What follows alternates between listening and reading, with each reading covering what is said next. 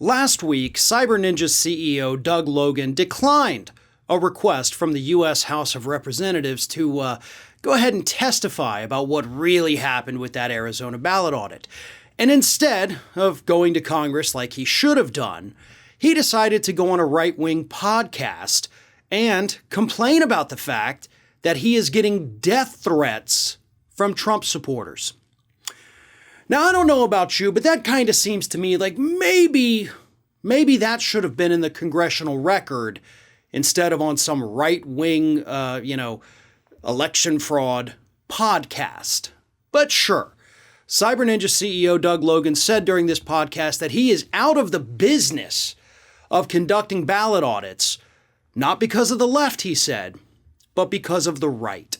And yes, as I mentioned, he is getting death threats against him and, of course, his family because the Arizona ballot audit proved that Biden won the state by even more votes than they originally thought. And Trump supporters are pissed. They'd been lied to for months, fed a steady diet of conspiracy theories about what happened in Arizona, and so when reality didn't meet their fantasy, they freaked out and they blamed Logan himself for what actually took place there, called the whole thing a fraud. Said Logan is obviously scared to tell the truth. No, Logan did tell the truth, for once. His report showed that Biden won the state by an even bigger margin. And I'm sorry that truth doesn't fit into your version of reality, but that doesn't make it any less real. But this is what happens. This is part of the radicalization of the Republican base.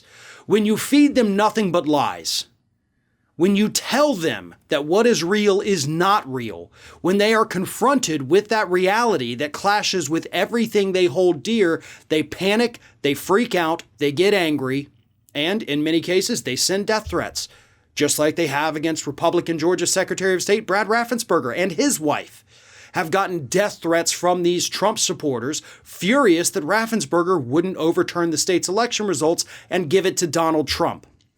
Poll workers across the country getting death threats from these angry Trump supporters. But don't worry, folks, Logan may not be completely out of the ballot audit business just yet, because he said he would have his company do more ballot audits in the future if God told him to. So I guess he's waiting on that call to see if God wants him to conduct more ballot audits. I think God's pretty clear right now, Logan. You failed the first one. You made a mockery of your entire company. You made a mockery of the entire election process, and now you're getting death threats. So if you were waiting for a message from God, open your eyes, because I'm pretty sure you're getting it. Ring of Fire has fresh content 7 days a week, so if you want to be reminded about it, don't forget to subscribe to the channel, hit the little bell to be notified every time a new video goes up.